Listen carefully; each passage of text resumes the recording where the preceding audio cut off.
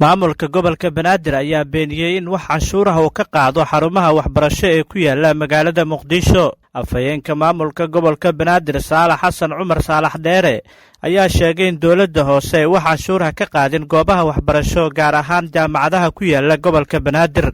waxa uu ugu baaqay in ciddii warkan ka soo fulay ay raaligelin ka bixiso shacabka Soomaaliyeedna ay u cadeyso sida ay wax u jiraan. ka jawaabid hadal ka soo yeeray maamulka jaamacadaha ka howlgala magaalada muqdisho ee gobolka banaadir kaasoo ku saabsanaa in canshuuro maamulka gobolka banaadir ka qaadaan goobaha waxbarashada iyo jaamacadaha magaalada muqdisho.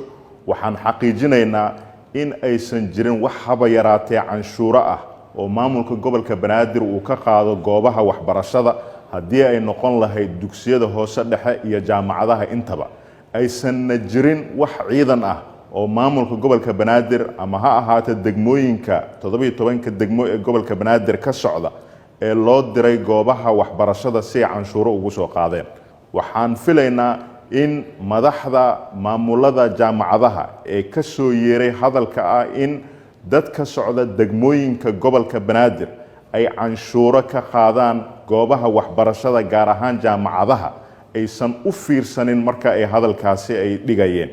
waxaan ka codsanaynaa iyagoo dib u raacaya hadalkooda inay dib u eegaan ayna hubiyaan dadka canshuuraha ka qaadaya. maamulka gobolka banaadirna wuxuu mar kale cadeynayaa in aysan jirin dad ama mas'uuliyiin ama ciidan u xilsaaran ay soo saareen midowga jaamacadaha gobolka banaadir ayay ku sheegeen inay caabasho ka yihiin ciidamo ka socda waaxda canshuuraha biriga kuwaasi oo sheegaya inay ka doonayaan canshuur. xildhibaano iyo mas'uuliyiin kale oo ka tirsan bahda waxbarashada ayaa sidoo kale qoraalkaasi ku faafiyey baraha bulshada iyaga oo ku baaqay in xarumaha waxbarashada ay mudan yihiin in la taageero.